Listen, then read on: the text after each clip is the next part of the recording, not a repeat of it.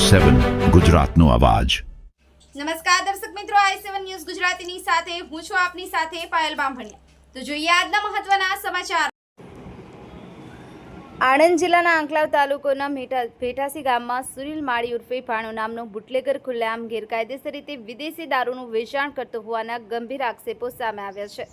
સ્થાનિક સૂત્રોના જણાવ્યા અનુસાર સ્કૂલ અને આરોગ્ય કેન્દ્ર નજીક ચાલતી આ ગેરકાયદેસર પ્રવૃત્તિના કારણે ગામનું યુવાધન નશાની લતમાં ધકેલાઈ રહ્યું છે।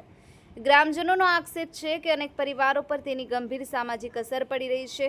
રાત્રિના સમયે અસામાજિક તત્વોના જમાવડાને કારણે ગામમાં મહિલાઓ અને દીકરીઓમાં ભયનો માહોલ સર્જાયો છે, જેના કારણે ગ્રામજનોમાં ભારે રોષ જોવા મળી રહ્યો છે।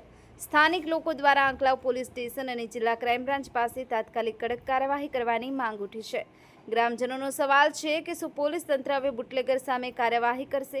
ગામમાં ફરી શાંતિ, સુરક્ષા અને કાયદો વ્યવસ્થા જળવાઈ રહે તે માટે સુનિલ માળી સામે તાત્કાલિક કાયદેસરની કાર્યવાહી જરૂરી બની છે।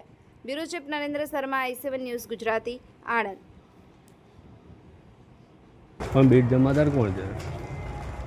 આવ્યું છે તમારું? બીટ જમાદારમાં કોણ છે? કયું? બીટ જમાદારમાં અહીંયા છગનભાઈ જ છે, બીજા કોણ છે? છગનબેન હતા પૈસા હાલ દીધા એટલે હે પૈસા હતા હાલ દીધા। કોણ હાલે? બાબા પેટી લાવી એમને હાલવાના, બીજા કોણ હાલવાના પૈસા? હાલ વેચવાના તાપવાના કીધું ને કાલે હાલે નતા।